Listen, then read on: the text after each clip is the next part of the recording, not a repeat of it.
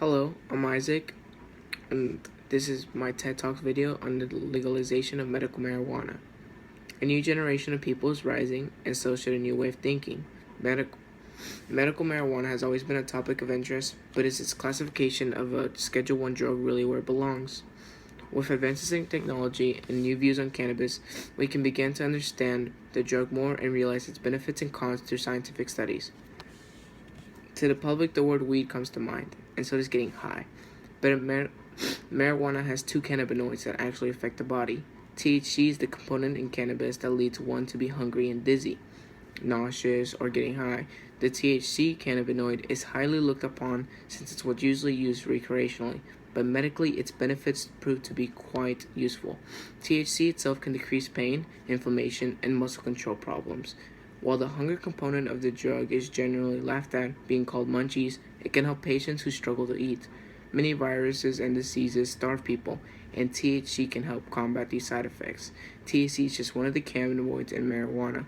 CBD, being the non-psychoactive cannabinoid, is also found in the plant. CBD is a powerful anti-inflammatory, anti-spasmodic, and anti-seizure medication. Because of the way it affects your body, many people study and promote CBD as a favor for the legalization of marijuana. The seizure-stopping abilities will make CBD so phenomenal, because it caters to some kids when they saw no solution. In a recent film involving a little girl who had up to 300 seizures in a week, CBD was able to help her and lowered it to just one seizure every 7 days. To some parents, all they want is to ensure such drugs never make it into their kids' hands. And for others, it's the one thing that keeps their kids' lives normal. The plant itself has two main parts that are both medically valuable in helping and treating people. While studies have shown its benefits, their consequences come up in scientific studies as well. High amounts of THC can trigger anxiety in patients, as well as triggering the onset of predisposed personality disorders. While the body risks of marijuana have been set, so comes the effects it has socially.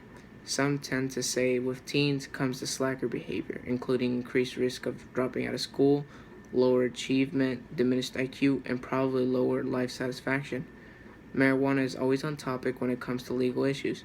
People who sell or get caught with marijuana are usually sentenced to long jail times or huge fines, when police could be and should be focusing on other things to keep communities safe. With such studies proven its usefulness, some would question its placement as a Schedule I substance with no legal medical use and high potential for abuse.